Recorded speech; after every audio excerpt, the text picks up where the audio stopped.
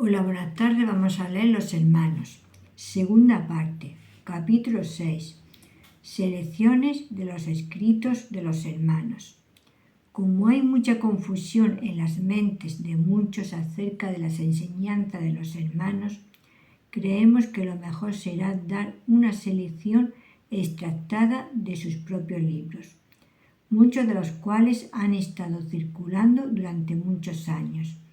Parecen haber sido escritos acerca de la mayoría de temas relacionados con la persona, obra y gloria de Cristo, sobre la fe, los deberes y bendición de su pueblo. Desde luego, podemos decir, se han escrito acerca de muchos de los temas en la palabra de Dios, de Génesis a Apocalipsis. De modo que, en cierto sentido, es inexcusable que haya confusión o ignorancia por lo que a su enseñanza respecta. Pero en las selecciones escogidas trataremos de limitarnos a aspectos prácticos, con la esperanza que sean de utilidad para el público general. Predicación de los laicos. A pesar de la oposición de la mayoría de las denominaciones a lo que designan como predicación de los laicos, los hermanos han defendido la práctica desde el principio y han dado ejemplo para bendición de muchas almas. La cuestión no es, dice el señor Darby, si todos los laicos están individualmente calificados, sino si como laicos no están calificados a no ser que sean lo que comúnmente se llama ordenados. Pero me limitaré a una sencilla cuestión: el aserto de que los laicos no deberían predicar sin designación episcopal o análoga.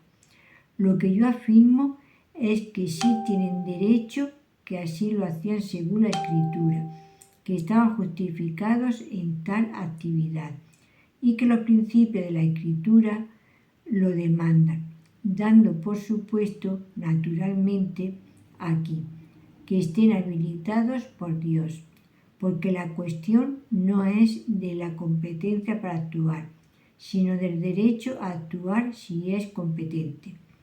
Veamos qué dice la Escritura acerca de la cuestión. Solo puede surgir la cuestión acerca de que puedan hablar en la Iglesia o fuera de la Iglesia. Admitido esto, se estará de acuerdo en todos los casos anómalos y, en primer lugar, en la Iglesia.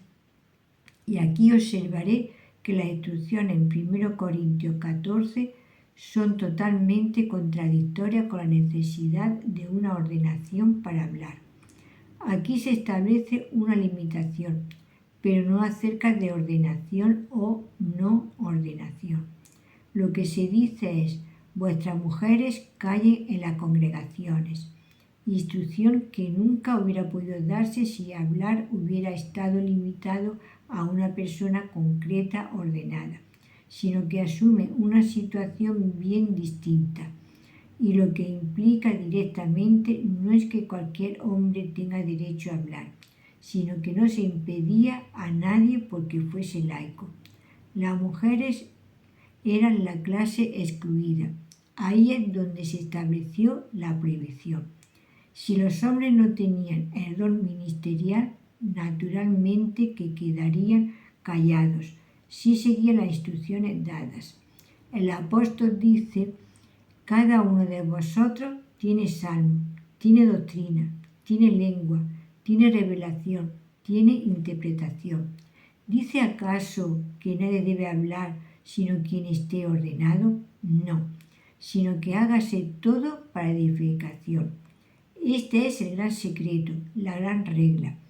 Tenemos así una distinción, no entre los que están ordenados y los que no, sino de aquellas personas a las que, por su condición, mujeres, no se les permite hablar, y al resto sí, y se les instruye acerca de en qué orden hacerlo, y se expone la razón de la distinción. Y este es el plan de Dios de la decencia y del orden, porque el resto podían todos hablar, para que todos pudieran aprender y ser edificados, no que todos pudieran hablar a la vez, ni todos hablar cada día, sino todos según Dios lo dirigiera, según el orden establecido, y tal como Dios quisiera darles capacidad para edificación de la Iglesia. Estoy aplicando esto sencilla y exclusivamente a la predicación de los laicos, y afirmo que no había ningún principio reconocido en el sentido de que no pudieran hacerlo, sino al contrario. Alguien interpondrá: ya sé que estos eran tiempos de dones extraordinarios del Espíritu, pero no se trata de la prerrogativa de los dones espirituales, sino del orden, porque las mujeres tenían dones espirituales, como leemos en otros pasajes, y se dan instrucciones acerca del ejercicio de los mismos, pero no debían emplearlos en reunión pública de iglesia, porque esto estaba fuera de orden. No era decoroso. La primera predicación general del Evangelio que el Señor bendijo más allá de las murallas de Jerusalén la efectuaron laicos, o, mejor dicho, la Iglesia no conocía tal distinción. No había entrado entonces en sus mentes que aquellos que conocían la gloria de Cristo no pudieran hablar de ella, donde y cómo Dios les capacitase. Allí todos los cristianos predicaban, iban por todas partes anunciando el Evangelio. Hechos 8:4. Y la mano del Señor estaba con ellos, y gran número creyó y se convirtió al Señor. 11:21. Pablo predicaba sin otra misión que haber visto la gloria del Señor y su palabra, y también en una sinagoga, y se gloría en ello, y da sus razones para que los cristianos prediquen en todo lugar. Creí, por lo cual hablé.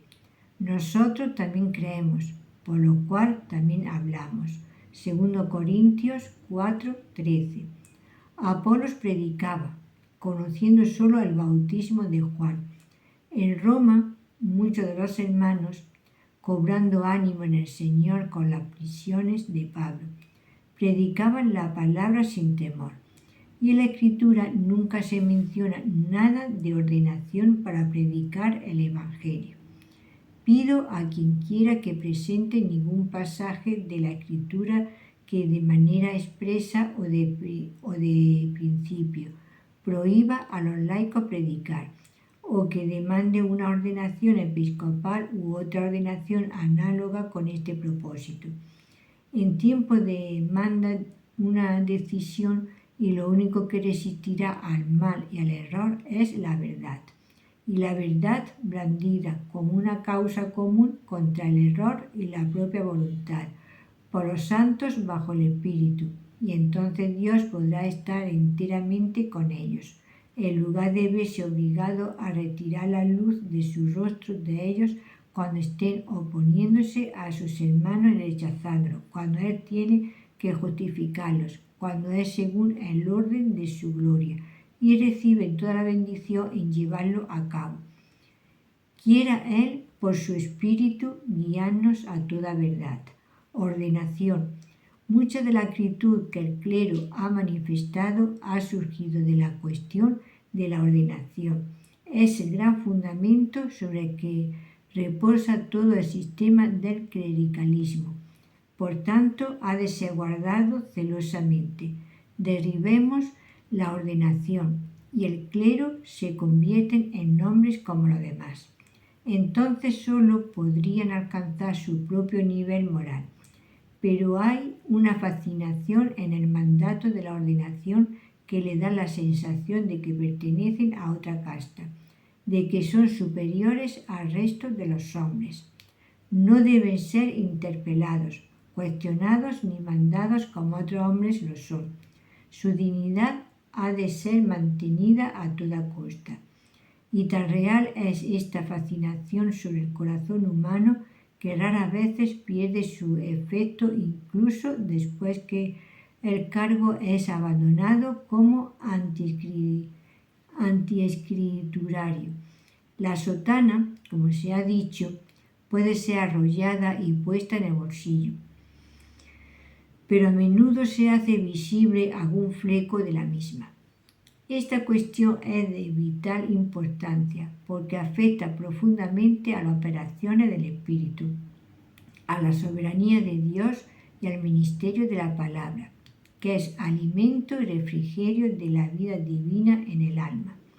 Insistir en una cierta ceremonia por la que uno tiene que pasar antes de ser reconocido apropiadamente como ministro de Cristo es el gran pecado de la cristiandad. Establece la autoridad humana por encima del llamamiento y dones del Señor ascendido y cabeza de la Iglesia.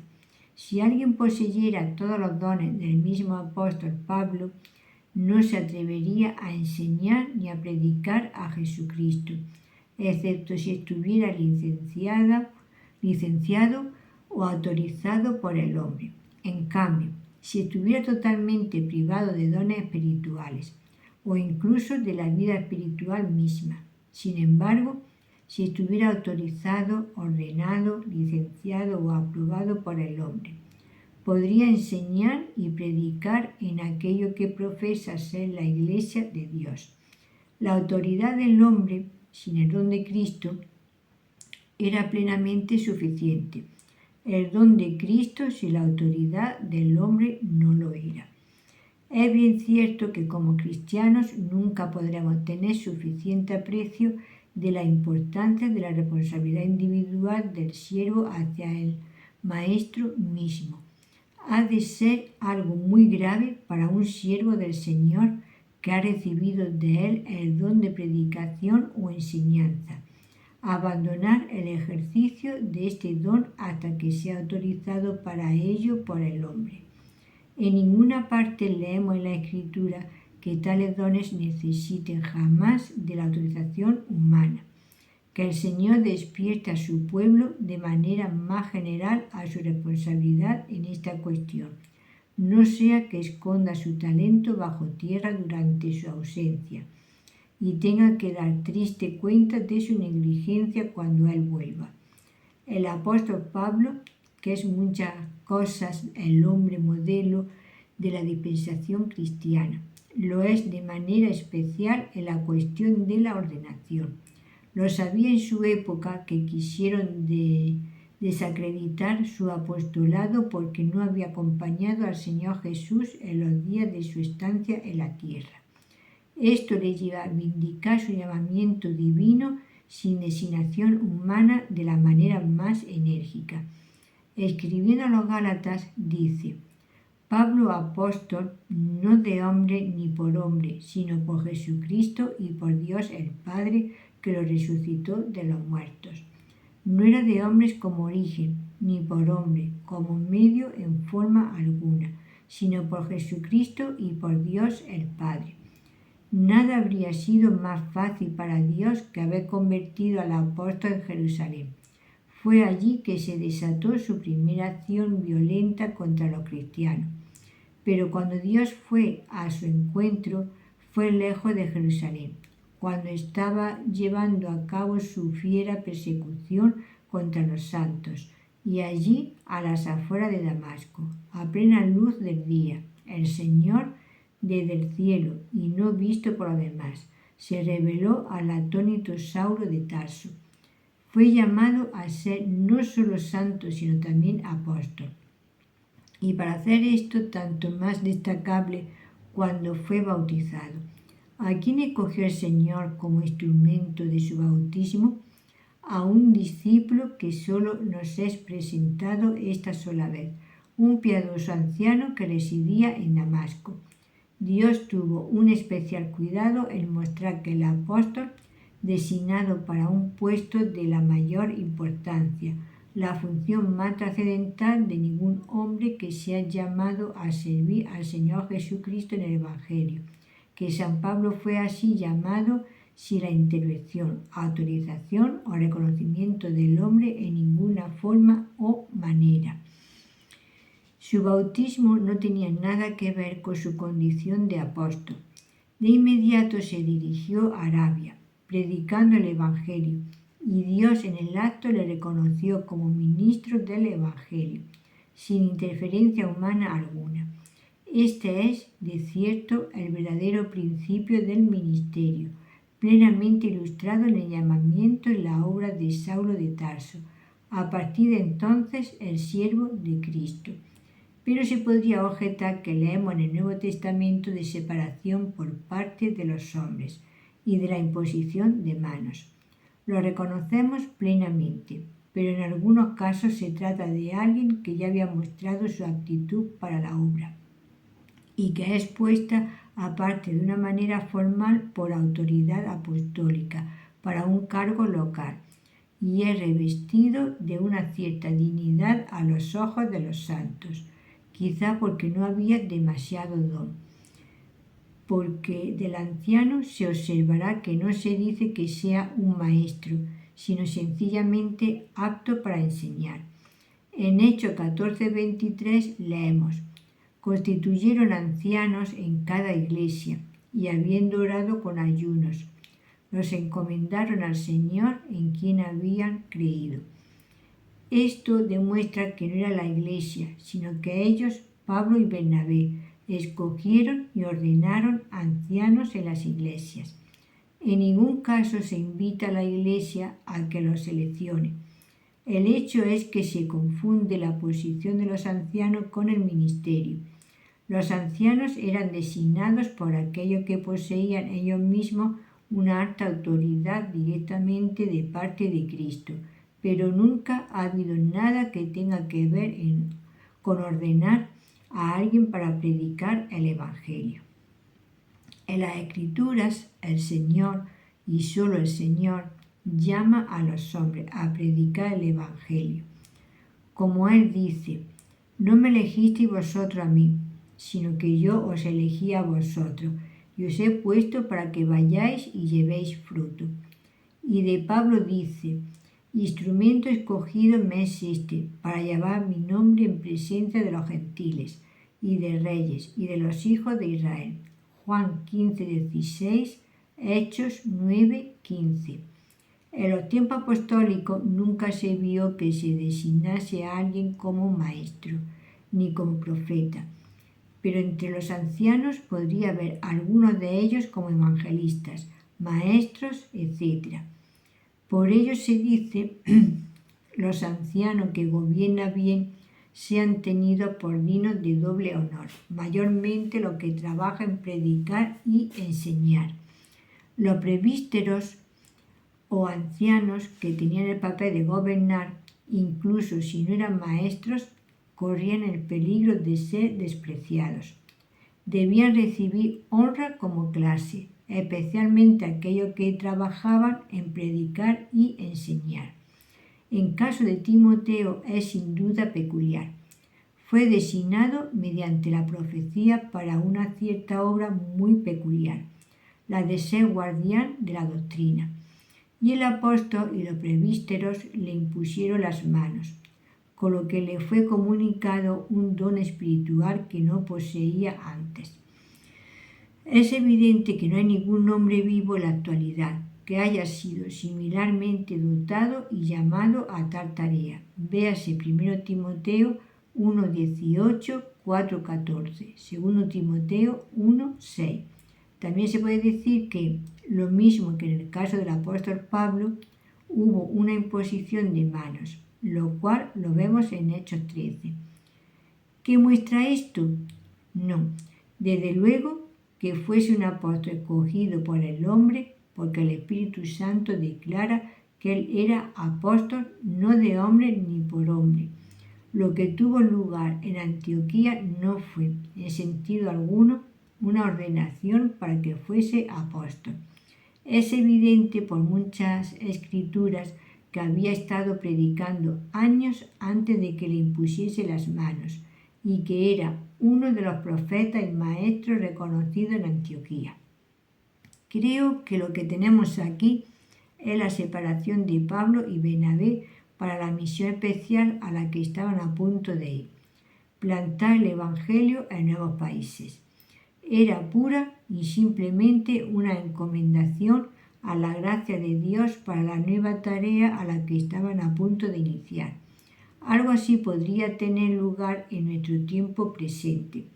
Supongamos que alguien que ha estado predicando el Evangelio en Inglaterra siente su corazón el ir a Japón y sus hermanos piensan que se trata precisamente del hombre idóneo para esta tarea. Podrían, con el fin de mostrar su concurrencia y simpatía, reunirse para oración y ayuno, para imponer la mano sobre el hermano que va allí.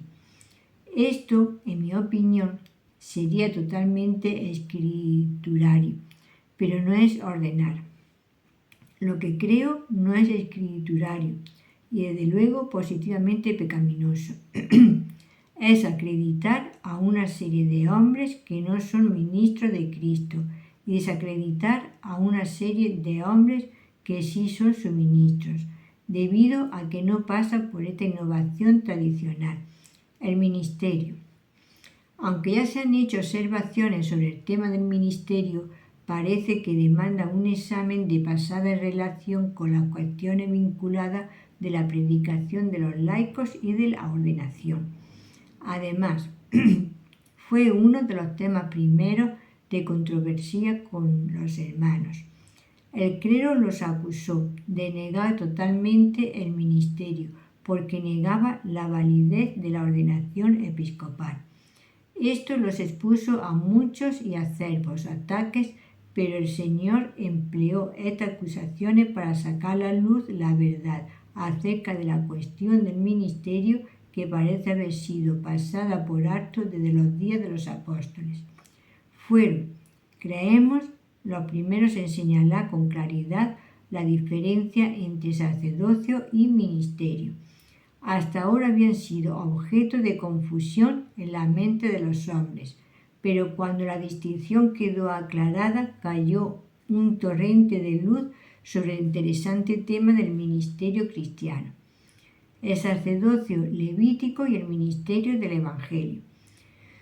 La significación de la posición de la nación judía era muy sencilla.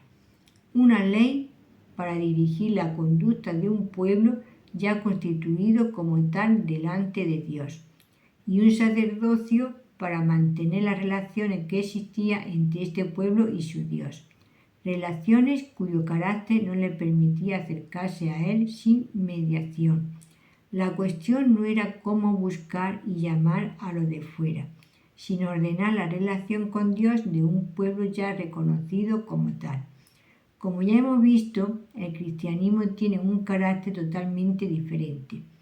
Considera a la humanidad como universalmente perdida, demuestra la realidad de esto y busca, por medio del poder de una nueva vida, adoradores en espíritu y en verdad. A la vez, introduce a los adoradores mismos a la presencia de Dios, que allí se revela a ellos como Padre de ellos, un Padre que los ha buscado y salvado.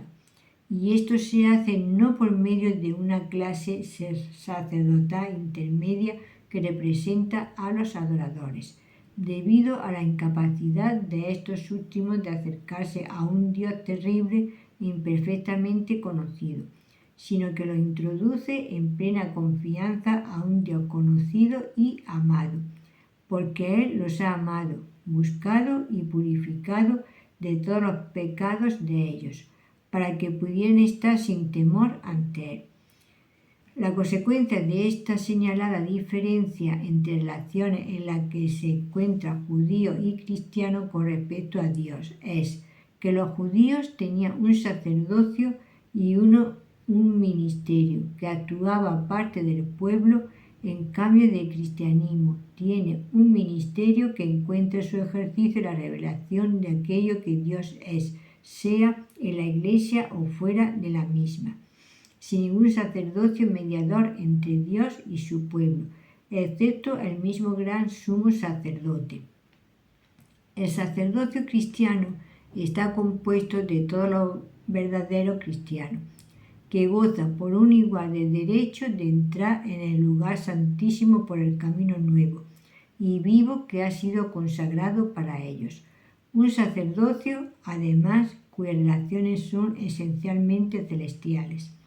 El ministerio, por tanto, es esencial al cristianismo, que es la actividad del amor de Dios en librar a las almas de la ruina y del pecado, y de atraerlas a sí mismo, la fuente del ministerio.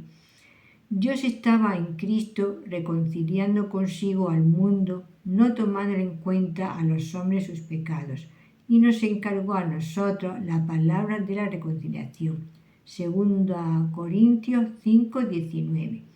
Estas son las tres cosas que brotan de la vida de Dios en Cristo: la reconciliación, el no tomar en cuenta y el encargo a nosotros de la palabra de la reconciliación.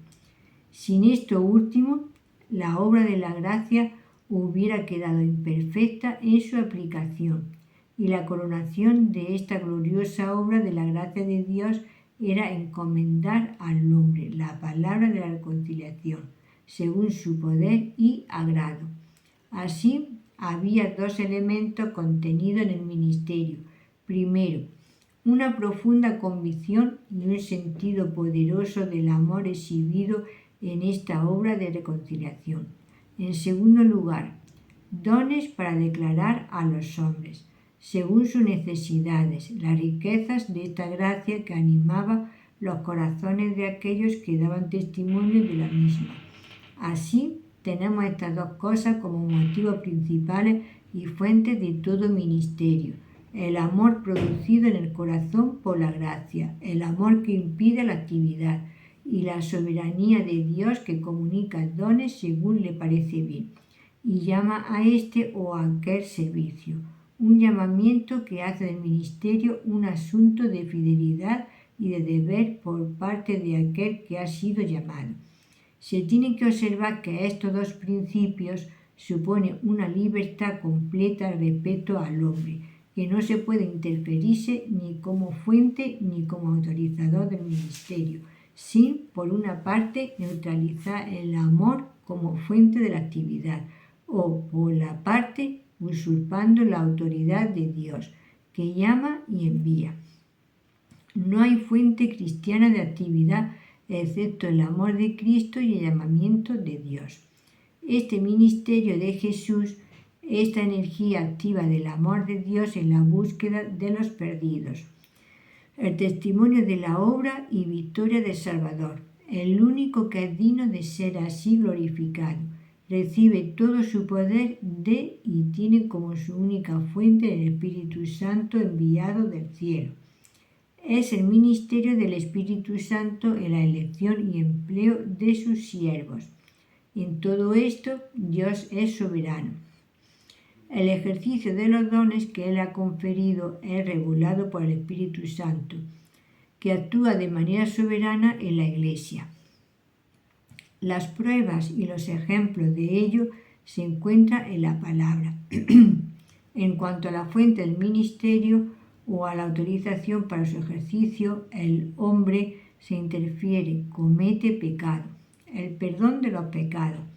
En un artículo que llegamos a conocer hace un cierto tiempo, se decía que uno de los puntos doctrinales de los hermanos es que no es lícito orar por el perdón de nuestros pecados, porque si somos verdaderos cristianos, fueron perdonados desde 1900 años en la cruz. No se da referencia alguna que justifique esta declaración y por tanto no podemos comparar con textos. La cruz, creemos todos, es la única base del perdón, pero nunca se dice al creyente que cree en Jesús: tus pecados fueron todos perdonados cuando Cristo derramó su sangre en la cruz.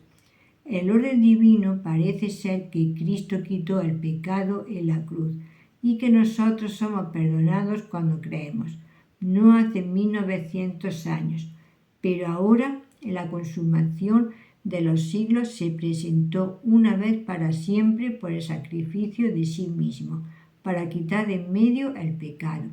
Hebreos 9:26. Y al primero de los pecadores que cae arrepentido a sus pies, el bendito Señor le dice: tus pecados te son perdonados. Juan 7:48. Así, vemos que el pecado fue quitado en la cruz según la demanda de la gloria divina. de modo que el padre queda libre de correr para acoger al pródigo que regresa, abrazándolo con el beso de reconciliación, revistiéndolo con la mejor ropa y sellándolo con el anillo de su amor eterno. Al mismo tiempo, si queremos ver nuestros pecados quitados, tenemos que mirar atrás a la cruz. En ningún lugar se dice que el Señor los quite de nuestros corazones, solo en la cruz. Aquellos que miran en sus corazones en lugar de a la cruz para ver sus pecados quitados quedarán amargamente frustrados. Solo sabemos que nuestros pecados fueron quitados, anulados en la cruz y son perdonados cuando creemos. La palabra del Señor es la única base para la total plenitud de fe. Por correcta que sea nuestra experiencia, no podemos edificar sobre ella. La palabra de Dios es el único lugar de reposo del alma. La palabra de un himno expresa esta verdad de una manera muy dulce.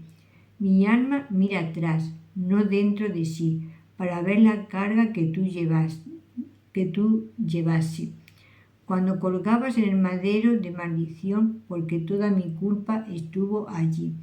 Por lo que respecta a la otra parte de esa doctrina que se atribuye a los hermanos, que no es lícito orar por el perdón de nuestros pecados. Todos sabemos que se ha hecho mucho uso de esta denuncia, pero es la sagrada verdad de Dios la que es hecha objeto de ridículo. En nada muestran más incompetencia sus críticos a la hora de examinar y criticar sus escritos que en el tema tan elemental del perdón.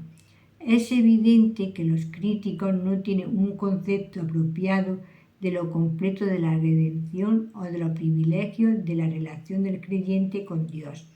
Por ello enseña que los cristianos tienen que orar a Dios a diario por el perdón de sus pecados y acudir a ser limpiados una y otra vez con la sangre de Jesús, como si pudiésemos ser perdidos y salvados cada día. La palabra del apóstol Juan, dice uno de ellos, se dirigen evidentemente a los creyentes. 1 Juan 1:7. La sangre de Jesucristo, su Hijo, nos limpia. No nos ha limpiado, sino nos está actualmente limpiando de todo pecado. Los hermanos como conjunto se pronunciarían en el sentido de que la doctrina acabada de describir es totalmente falsa e inconsecuente con el contexto de 1 Juan 1:7 y con toda la Escritura, especialmente el Evangelio. El apóstol está refiriéndose aquí a creyentes que están andando en la luz como Dios está en la luz, no tan solo en conformidad a ella, sino en ella. ¿Cómo podría ser esto si sus pecados no hubieran sido purificados por la sangre de Jesús? Él no está hablando de una purificación continua, sino de una purificación absoluta de todo pecado, lo que es apropiado para la pura luz de la presencia de Dios. Los hermanos, desde luego, no tienen el hábito, al menos en público, de orar a Dios por el perdón de sus pecados, no porque lo consideren ilícito o porque hubiese sido perdonado hace 1900 años, ni porque no pequen, sino porque sería incredulidad, por cuanto no está en la posición de pecadores ante Dios, sino de hijos delante del Padre. Cuando un pecador se convierte, nace de nuevo, cambia de terreno, abandona y para siempre el terreno del hombre natural y está a partir de entonces sobre el nuevo terreno de la vida eterna y de la salvación, de modo que sería incredulidad de la más inexcusable volver al viejo terreno, desconociendo la obra en gracia de Dios en el nuevo nacimiento. De cierto os digo, el que oye mi palabra y cree al que me envió, tiene vida eterna y no vendrá condenación, mas ha pasado de muerte a vida. Pues todos sois hijos de Dios por la fe en Cristo Jesús. Juan 5:24, Gálatas 3:26. Pero si no oran como pecadores para ser perdonados, si confiesa sus faltas como hijos, según la mente del Señor. Si confesamos nuestros pecados, Él es fiel y justo para perdonar nuestros pecados y limpiarnos de toda maldad. 1 Juan 1:9. Aquí no se dice que Dios mostrará gracia y misericordia para perdonarnos si oramos a Él, sino que Él será fiel y justo para perdonarnos nuestros pecados si lo confesamos.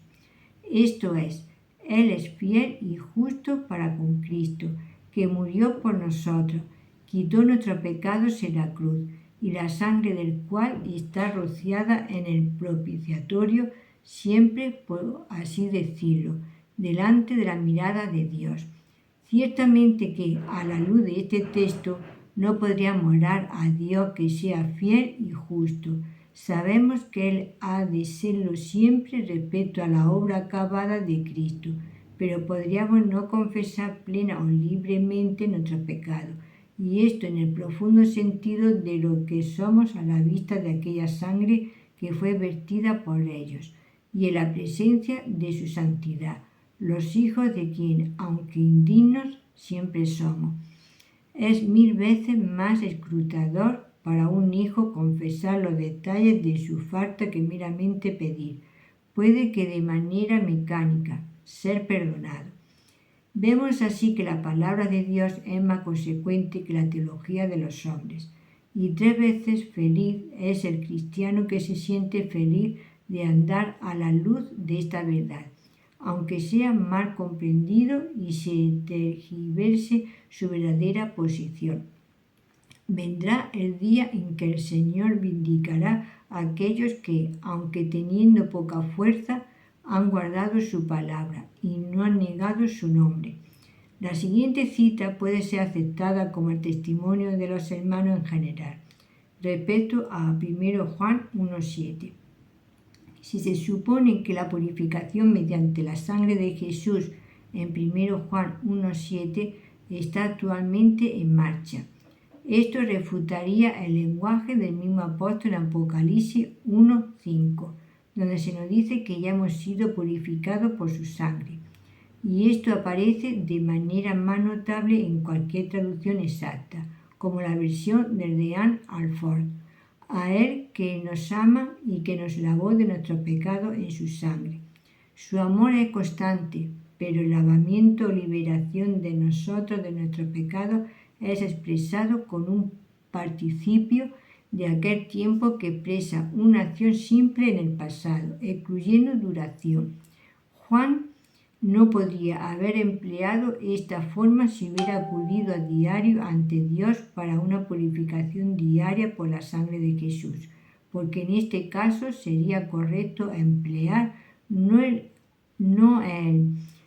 aoristo, sino el tiempo imperfecto, que expresa de manera precisa una acción continua o repetida. ¿A qué se debe que el apóstol emplee el presente en 1 Juan 1:7? ¿Hay acaso lasitud en su forma de expresarse cuando dice la sangre de Jesucristo, su Hijo, nos limpia de todo pecado? Al contrario, el tiempo verbal es tan preciso en 1 Juan 1:7 como su empleo de participio distintivo en Apocalipsis 1:5.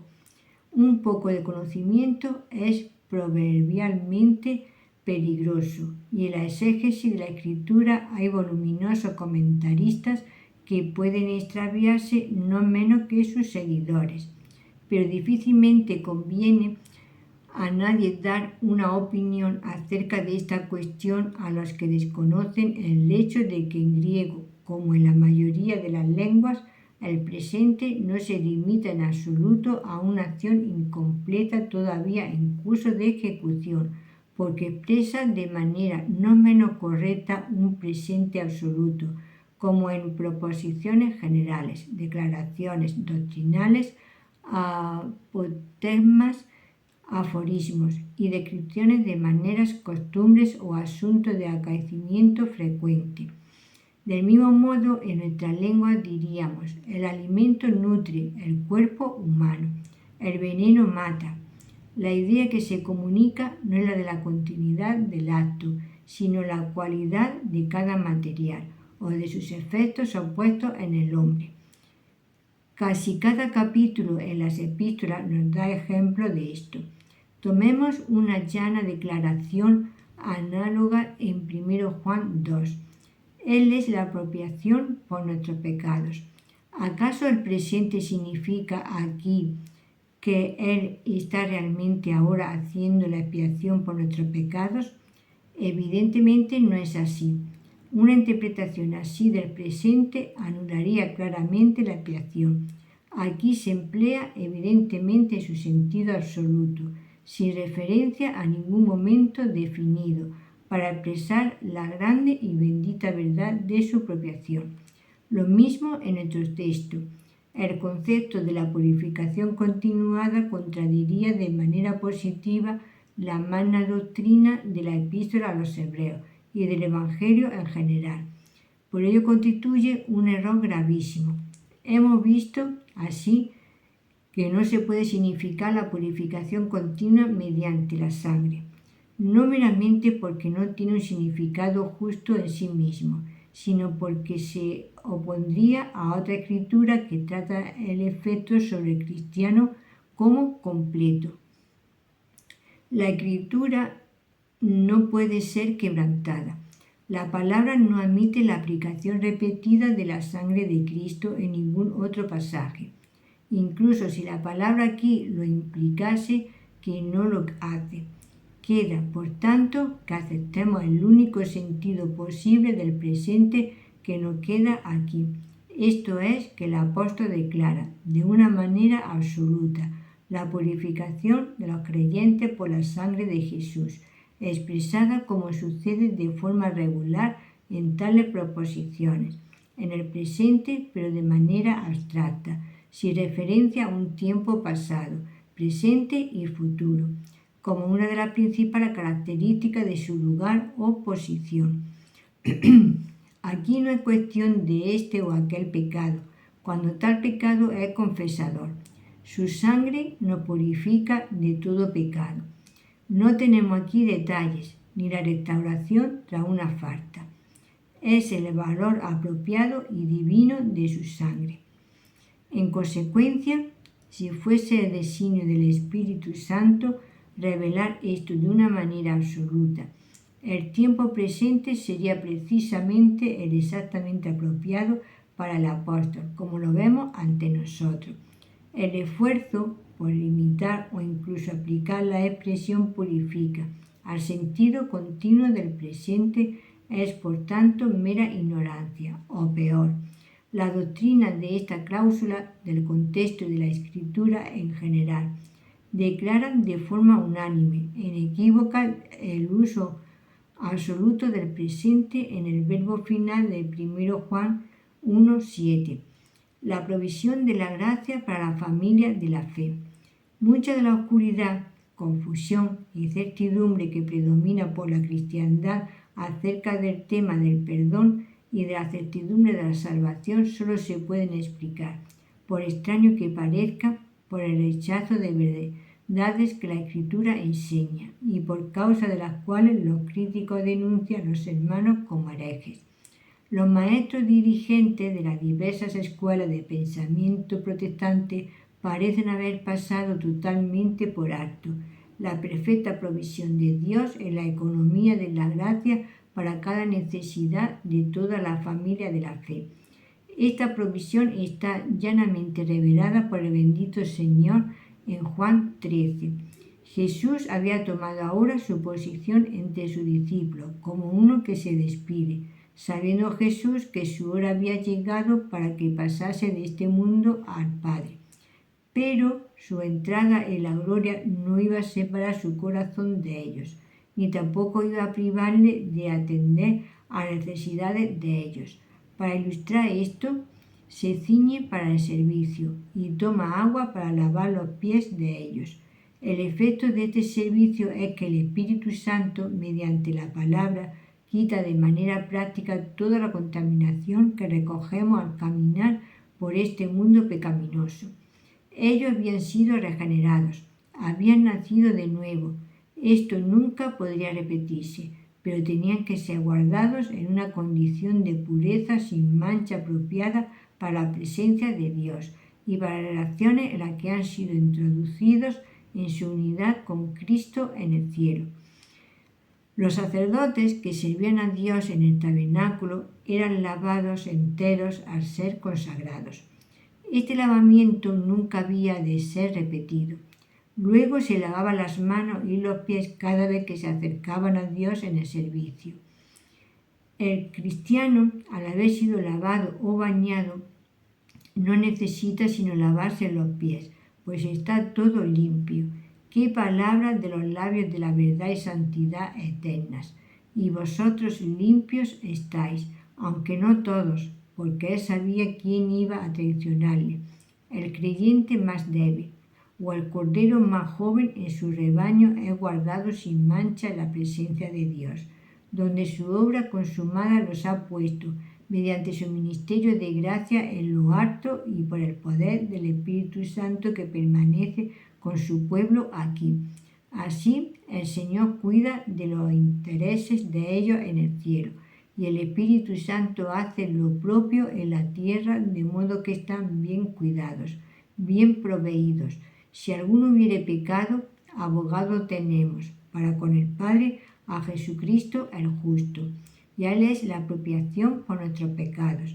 1 Juan 2, 1 al 2. Esta abogacía se basa en la justicia y en la expiación, y el Espíritu Santo siempre actúa en armonía con la mente y la obra de Cristo. Esta línea de verdad, tan liberadora y elevadora del alma, abunda en casi todos los escritos de los hermanos, especialmente los escritos de los primeros de ellos, de modo que se ha enseñado en público y privado, y se ha extendido mediante sus libros a lo largo de muchos años. No podemos dejar de pensar que aquellos que han tratado de ridiculizarlo a los ojos del público cristiano por no orar por el perdón de sus pecados, porque fueron perdonados hace 1900 años en la cruz, son culpables de frivolizar, sino de pecar abiertamente acerca de las cosas de Dios. Terminemos citando el siguiente extracto de una de las revistas mensuales de los hermanos. Jesús asume ahora un nuevo servicio, la eliminación de las contaminaciones de los suyos, en su andadura como santo por el mundo. Este es el significado de lo que sigue.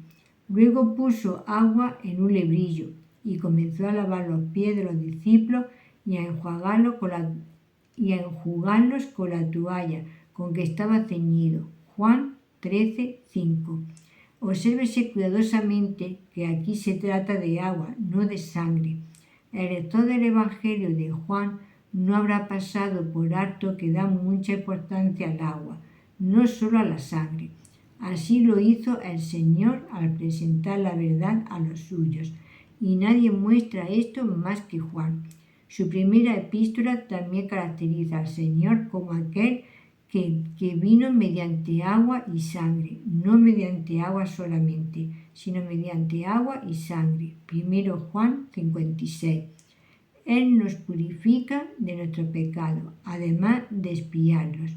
Él emplea la palabra para limpiar a aquellos que han sido lavados de sus pecados en su sangre. Los apóstoles Pablo, Pedro y Santiago insisten en el poder de la palabra, lo mismo que Juan. Es desastroso y peligroso en sumo grado descuidar la purificación por el lavamiento de agua mediante la palabra.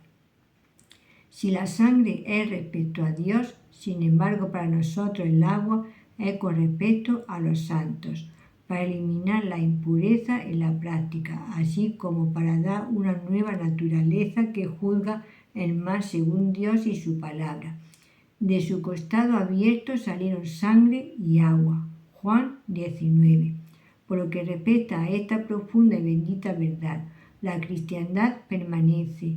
Me temo tan oscura como Pedro cuando rechazó aquella acción del Señor en gracia. Y Pedro no llegó a comprender la verdad comunicada por esta tan significativa acción hasta más adelante. Esto es, cuando el Espíritu Santo vino para mostrarle las cosas de Cristo. En esta ocasión misma estuvo totalmente errado, y así suele suceder con los hombres ahora, aunque se ha otorgado plenamente la luz divina. Siguen perversamente limitando su significado a la enseñanza de la humildad. Esto es lo único que vio Pedro, y de ahí su error, porque él creyó que era una humillación excesiva por parte del Señor que le lavase los pies, y, cuando se sintió alarmado por la advertencia del Señor, cayó en el error opuesto. Solo estamos salvos cuando nos sujetamos a su palabra desconfiando de nosotros mismos. El que está lavado, bañado, no necesita sino lavarse los pies, pues está todo limpio. El Señor padeció una sola vez por los pecados, el justo por los injustos, para llevarnos a Dios. 1 Pedro 3:18.